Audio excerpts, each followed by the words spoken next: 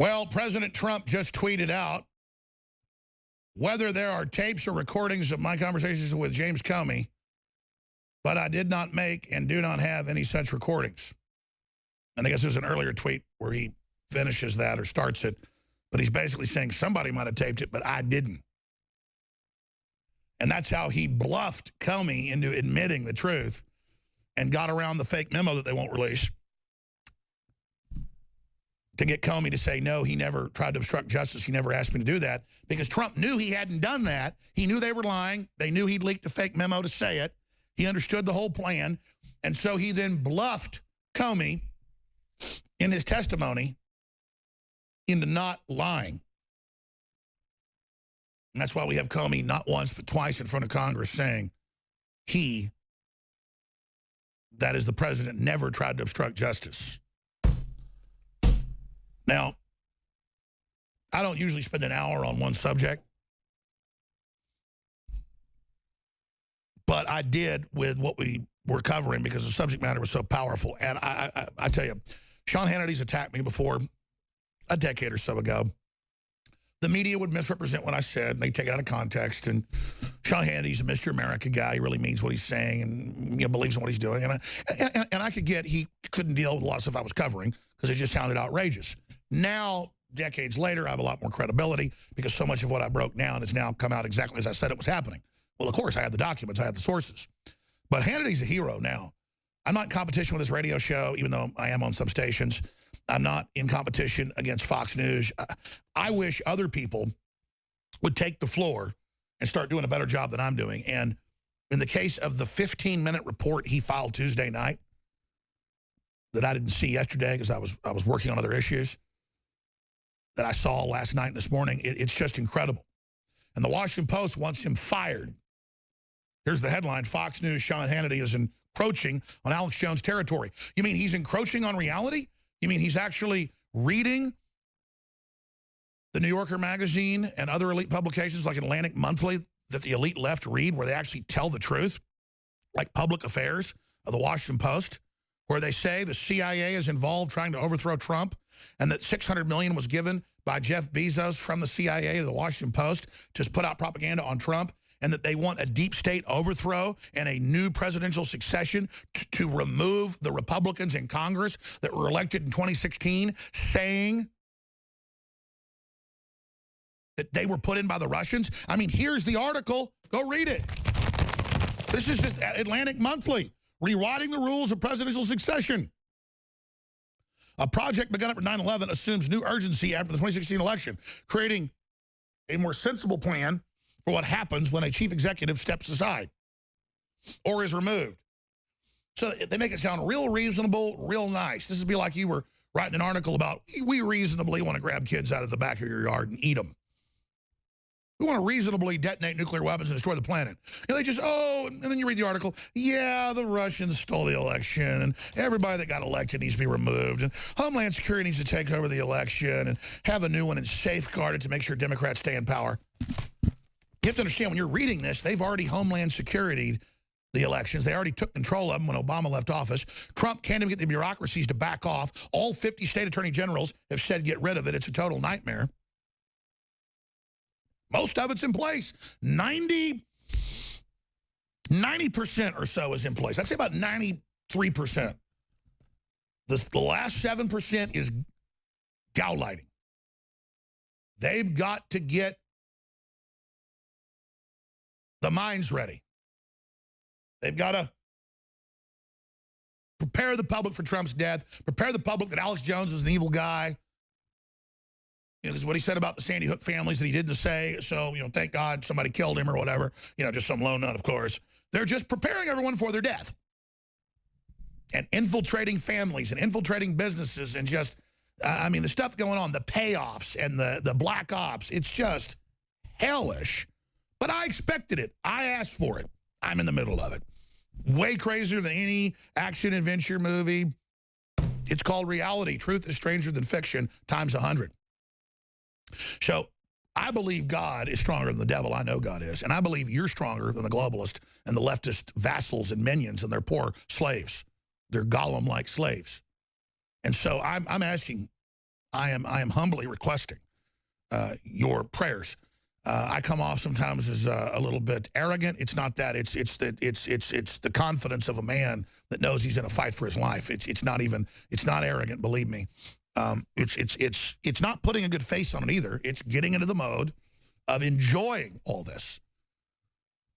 And so thank you for putting up with me. But understand, ladies and gentlemen, I haven't told you a third of what's going on behind the scenes. I mean, it is crazy. And a lot of people say, well, then we better not fight tyranny. They'll come after us. No, they only come after the big guys.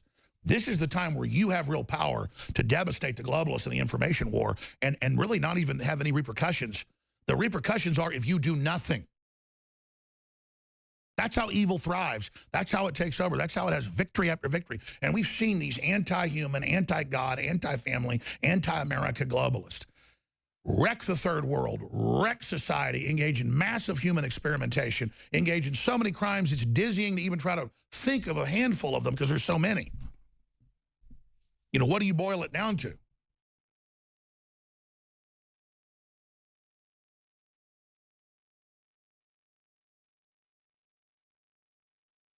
They're preparing for the overthrow of Western civilization.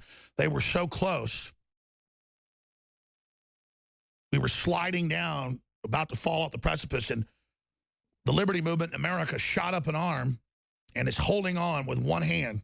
And we're trying to pull up, and the MSM, the Destroy America crowd, the Destroy Trump crowd, the Destroy Christian crowd is just hanging onto our ankles, and they want to go. They want to fall. They don't care if they get destroyed in the process. They hate us. I mean, you go out to a leftist event, they all look like they've had serious brain trauma. You know they all grew up in little cribs, little cages. You know they didn't get any loving. You know they didn't get held up against mama. More than maybe an hour a week if they were lucky. And they got eyes like zombies. And then you look at their controllers.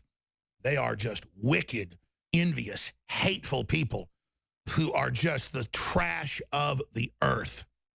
The just unmitigated trash.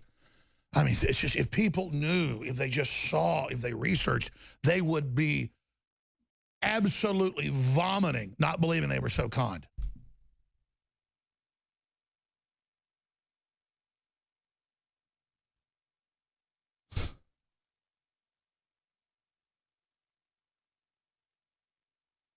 If you want to know their mindset, think about Congressman Scalise and the police and all the rest of them shot a week and a half ago at that baseball game in Virginia. And how the New York Times said, this is where they are, this is where you can get them. I mean, it's all so concerted. They know they put out enough messaging, they put out enough stimuli, it's going to happen. It's like varmint calls, you know, I mean, they know it's coming in, or duck calls. They're calling it in. And then Trump, yesterday at a rally, says, let's have our prayers go out to him and others that were shot. And then they pause, and then all the leftists start screaming, yelling, and booing, and hissing. It illustrates everything. Here's a clip. I'd like to also take this moment to send our thoughts and prayers to our courageous friend, somebody that I've gotten to know very well, Steve Scalise, and everyone recovering from the assault.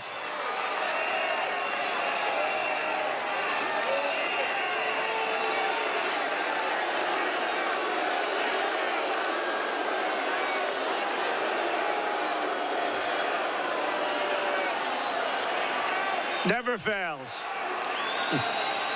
Never fails. And notice the spirit that defeats them. Everyone just laughs at the lobotomized scum. You look at the Trump supporters, whether they're black, white, or Hispanic, shining eyes, awake, alive, hopeful for the future.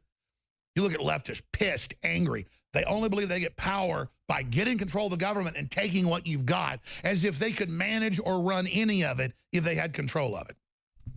As if you'd be happy being given something. It doesn't work anywhere because it's not human nature. And the Bezoses aren't liberals. They're the most hardcore, greedy jerks in the world. I mean, Bezos is eating Walmart. Globalism is designed to absorb free market and make you poor. That's their own white papers. But again, they think you don't read those. We do. We cover them. We show you where they say it. That's why they hate us. They want to communicate in Atlantic Monthly about how they're getting ready for a government overthrow and how they're going to arrest everybody and how they're going to shut down the free press and how they're going to kick all the Republican congressmen out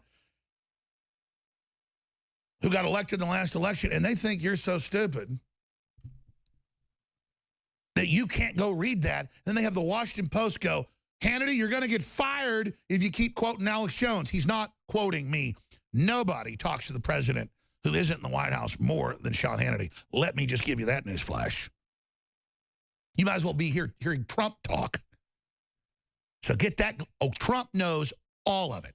And guess who briefed him before he got elected and before he got in the White House? And guess who told him word for word what they would do?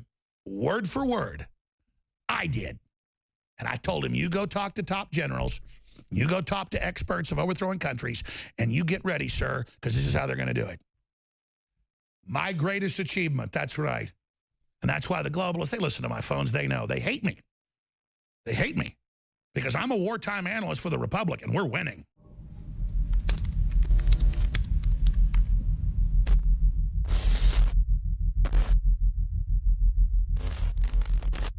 What the aging process is when the cell replicates, we lose a little bit of our telomeres. Telomeres are the little cups on the end of our chromosomes. And when it runs out, you start dying. Secure your DNA force today at InfoWarsLife.com.